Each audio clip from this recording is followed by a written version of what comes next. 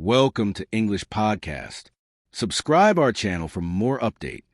Think about it when you meet someone new, or just catch up. What often comes up, your day, right? Yeah, absolutely. How you spend your time. Exactly. Daily routines, whether it's school, work, or just, life. It's foundational stuff. So today, in this deep dive, we're going to unpack a conversation about exactly that. It's between Alex and Sarah from episode 6 of the English Leap podcast. Right, looking at how native speakers actually talk about their everyday patterns. Precisely. Our mission for you, listening, is to really grasp the nuances, the specific words they use, and hopefully pick up some useful ways to talk about your own day. Yeah, because even something seemingly simple like a daily routine, well, it reveals a lot about communication, how we choose our words. Okay, let's dive in. Mornings first. Sounds good. So Sarah, her alarm goes off at 6:30 a.m., but, and I think a lot of us do this, she stays in bed for maybe 10 minutes. Checking her phone, news, social media, that kind of thing. Right, that slow wake up. Easing into it rather than jumping straight out of bed. Totally. It's like this little buffer zone. It really is. Yeah. And notice she lists specific things. Phone, news, social media. Very, very common these days for that first bit of waking up, sort of passively engaging. Yeah. So she actually gets up around, 6.45 or 7.0, quick bathroom routine, then a shower. She says she feels half asleep, which... Yeah. Relatable. Very relatable. That feeling hasn't quite worn off yet. Then breakfast. Usually oatmeal or scrambled eggs with toast, but if she's in a hurry, it's just a quick banana and coffee. Grab and go. See, that shows the flexibility, doesn't it? The ideal breakfast versus the, oh gosh, I'm running late version. Exactly. The language fits to grab a banana, quick coffee, efficient. Right. Okay, now Alex. Different vibe. Yeah. He wakes up later, maybe 7.30 or 8.00, and he says straight up, not a morning person. Okay. Setting expectations there. A common refrain. First thing he does, drinks water. Which sounds quite intentional. Yeah, like a deliberate health choice to start the day. And he's recently added a 5-minute stretch. Oh, interesting. So there's that focus maybe on well-being, starting positively. It's a conscious addition, not just habit. Then coffee. Always coffee, it seems. A vital step for many non-morning people. True. Checks emails briefly, then breakfast eggs or a smoothie. Depends on time. Okay, similar to Sarah in adapting breakfast to the schedule. Then shower, get dressed. So, comparing them, Sarah's maybe more about getting ready earlier, more traditional breakfast. Alex, later start, adds that stretching element. It really highlights there's no single right way, does it? It's all very personal. Energy levels, priorities, what the day holds. Makes you think about your own must-dos in the morning, Totally. Okay, let's shift to the workday. Alex works from home, starts around 9:00. Right, the WFH life. And he says something I think many will nod along to. Working in pajamas. A total game changer. Yeah, that little comment says a lot about changing work culture, doesn't it? Blurring lines, more informality, especially in how we talk about remote work. He structures his day, too. Uses time blocks. Okay. Like specific chunks for different tasks. Yeah, deep work, meetings, admin stuff, lunches around noon, sandwich, leftovers. Sometimes he cooks. Pretty standard lunch options. And he tries to get a walk-in after lunch if the weather's good. Says it helps clear his head. That makes sense. Yeah. Creating that separation, even at home. The time blocking, the walk, it's about structure and mental boundaries. Important when your home is your office. Now, Sarah's in an office, more traditional setup. Okay. Leaves home around 8.0, takes the bus, starts by 9.0. Got the commute in there. Right. First hour is emails, checking the calendar, catching up. Standard office start. She says the office is pretty chill, nice team. They have coffee breaks around 10.30. So some social structure built in. Yeah. Her work involves reports, presentations, meetings, typical office tasks, I suppose. So you really see the contrast there. Alex's flexible, self-structured home environment versus Sarah's more defined, commute-based, socially structured office day. It's a huge difference, isn't it? And that environment really shapes the routine, and probably even the language used to describe the day. Absolutely.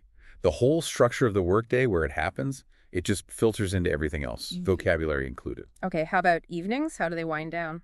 Good question. Let's see. Sarah finishes work around 6 p.m., gets home by 6:03, and first thing? You guess. Comfy clothes. Bingo. Sweatpants and a hoodie. The signal. It's such a universal thing, isn't it? That physical shift helps you mentally switch off from work mode. Definitely. Then she cooks dinner, pasta, rice bowls, stir fry. sometimes pizza. A nice variety there. And she really stresses relaxing after dinner, gets ready for bed around 10:30. The usual routine, brushing teeth, washing face, pajamas.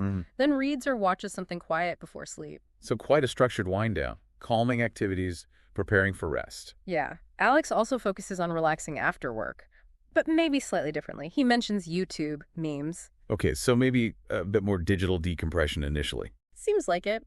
Cooks dinner later, around 7:30. Right. After dinner, it's TV, reading, journaling, music. He says he tries to limit screen time. The eternal struggle, trying to limit screens before bed. Very relatable. He aims for bed around 11 p.m., but admits he'd like it to be earlier. Yeah, that desire for relaxation is shared, but also that challenge with screens. It's a really common theme in modern evening routines. Makes you think about your own wind-down habits, doesn't it? Sure. It's interesting they're both aware of it, trying to manage it. Okay, let's pivot slightly to some specific language points that came up. Good idea. Some useful takeaways there. They talked about wake up versus get up, a common confusion point. Right, wake up is just stop sleeping, eyes open. Exactly, but get up is actually climbing out of bed. The example was good. Wake up at 7 vol, but maybe only get up at 7.5. Yeah, clarifies it perfectly. That distinction is small, but important for sounding natural. Definitely. Another one. Going to your workplace? They pointed out you don't say go to office. No, you need the article. Go to the office. Or just go to work. Much more natural. It's those little articles, the A, they make a big difference in English. Yeah. Even though they seem minor, can be tricky. And one more. Arriving home. They said, I get home at is the way to go. Yeah, much more common and natural sounding than saying I reach home. You just don't hear native speakers say that very often. So, simple phrases, but using them correctly really helps with fluency. Absolutely. These are the building blocks for talking about your day smoothly. Okay, so for everyone listening, Alex and Sarah post some questions that are great for, applying this stuff to yourself. Good idea. Makes it more concrete. So think about these for your own routine. What time do you wake up? What's breakfast look like for you? How do you get to school or work? Commute details. What about your lunch break? What do you usually do? What's your favorite part of the day? Is there one? Are you a morning person or an evening person? Like Alex? Or maybe neither? Yeah. And finally, what time do you usually go to bed? Just thinking through those questions, maybe even answering them in your head in English. It connects the dots, right? Yeah. Between their examples and your life. Exactly. And they actually issued a challenge, too. Oh, yeah. To write a short paragraph about your own daily routine. Use some of the phrases we've talked about. Nice. Active practice. Or, if you're feeling bold, record yourself describing your routine. Maybe share it with a friend, or even online if you're comfortable. That speaking practice is gold. Writing or speaking, actually producing the language, that's how you really make progress and build confidence. So wrapping up this deep dive, we've taken this everyday topic, daily routines, and hopefully pulled out some really practical insights. Yeah, how people actually describe their days, the words they use, those little grammatical points, all from just one conversation. It just goes to show, doesn't it? Even simple topics are rich ground for language practice, improving grammar, vocab, and just feeling more comfortable speaking. Couldn't agree more. It builds confidence across the board. Okay, so here's a final thought to leave you with, something to chew on. We've talked about Alex and Sarah's routines, but how might bigger cultural differences shape daily habits? Ooh, interesting point. And how might those cultural differences affect the language people use to describe their routines? That's something to think about beyond what we covered today. Definitely. A whole other layer to explore. Welcome back to the Deep Dive. Great to be here. Today we're diving into something, well, fundamental, really. Daily routines. You shared an interesting source with us, an episode from the English Leap podcast, episode 6, called Talking About Daily Routine, featuring Alex and Sarah. Yeah, that's the one. And it's quite practical. Right. So our mission today is basically to pull out the key insights from their chat. Understand the common words, the phrases, how these conversations actually flow. Exactly. It's not just about language learning in isolation, is it? It's about seeing how language works in describing everyday life, how we structure our days. And maybe even prompt a little thought about our own routines. Definitely. It's surprising what you can learn from just talking about getting up and going to work. Absolutely. So they kick things off with some basic vocabulary, which seems simple, but there are nuances. Like wake up versus get up. Exactly. Alex points out wake up is just, stopping sleep. 6:30 a.m., alarm goes off, you've woken up. Right. But get up, that's the action. Physically leaving the bed. And there can be a gap, can't there? That 10 minutes Sarah apparently spends on her phone. Oh, yeah. The snooze button zone. Or just, mentally preparing. That gap is quite revealing, actually. It is. Then they cover the obvious ones. Take a shower, brush your teeth, the sort of automatic pilot stuff for many people. Your standard morning procedures. And then go to work or go to school.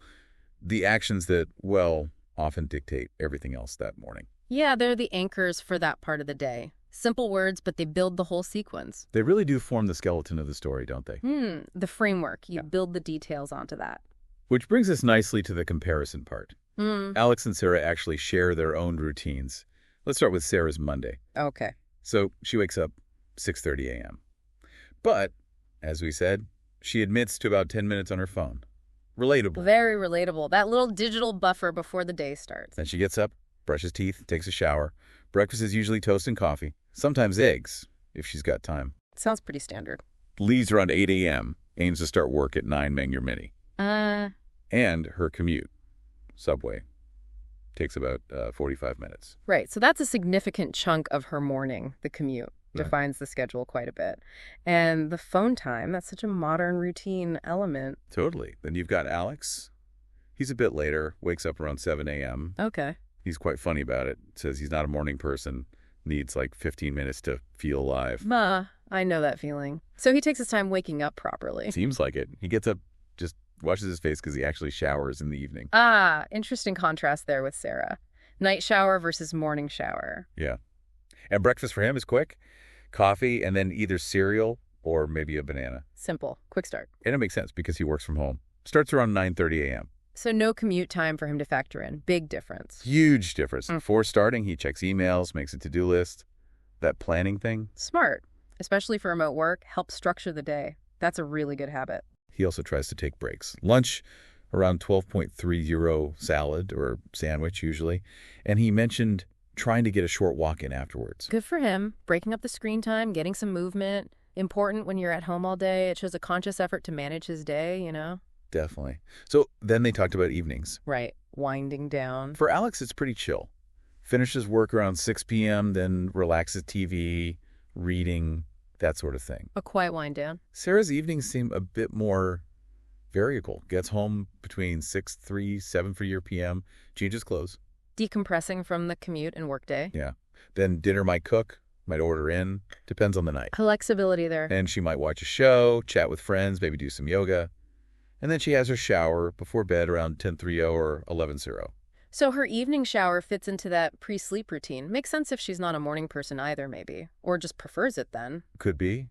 But you see the different energies, right? Alex seems more about quiet solo time. Sarah's evening has potential for more varied activities, maybe more social connection. Yeah, different ways to recharge reflects their personalities and maybe their work demands too. Exactly. And seeing them side by side just highlights, like you said earlier, there's no one correct routine. Not at all. Common threads, eating, sleeping, getting ready, but the specifics are so individual. Work, commute, personal preference, it all shapes it.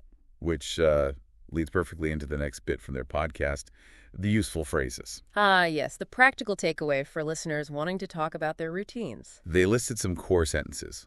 Things like, I wake up at 7 a.m. Simple, clear. I brush my teeth every morning. I go to work by bus. Covers key actions and details. I have lunch at noon. I get home at 6 p.m. Basic time markers. I watch TV before bed. And I usually sleep around 11 p.m. These are like templates, aren't they? You just slot in your own times and activities. Great for building confidence. Really solid foundation. And then, to make it even more practical, Sarah did a little role play. Oh, yeah. How so? Asking the kinds of questions you'd use to, ask someone new about their day. Small talk, basically. The conversation starters. Useful. What were they? Things like, hi, what's your typical day like? Just open-ended. Nice and general. Or more specific, what time do you usually wake up? And do you prefer working in the morning or at night? Good ones. Gets into preferences. Also, how do you relax after work? And looking beyond the workday, what do you do on weekends? Excellent questions. They invite sharing and open up the conversation naturally. Not too intrusive, but shows interest. Exactly. Tools for connection. And finally, they wrapped up with a challenge. Homework. Pretty much. They suggested listeners write, I think it was 10 sentences, about their own daily routine using the phrases they discussed. That's a solid exercise. Makes you apply it directly. And Alex added another layer suggesting people record themselves saying the sentences. Oh, that's clever for pronunciation and fluency checks. Yeah, hearing yourself back can be, well, revealing. You notice pauses or stumbles you weren't aware of? Definitely. Helps bridge the gap between knowing the words and actually using them smoothly. A powerful practice tip. So, pulling it all together from this deep dive into that English Leap episode, we've covered key vocabulary. We've compared those contrasting routines of Alex and Sarah. Highlighting how different normal can look.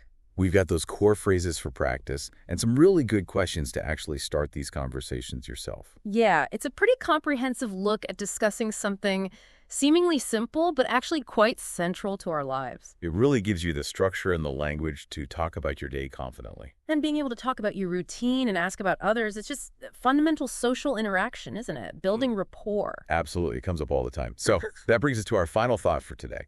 Considering the variety we saw just between Alex and Sarah, the early bird versus the slightly later start, the commute versus home office, morning shower, evening shower, what's one maybe small adjustment you could think about making to your own daily routine? Something that might shift your perspective a bit or bring some kind of benefit. That's a good question to mull over, how a tiny change in those patterns could ripple outwards. Yeah, just something to think about, how those daily structures shape our experience.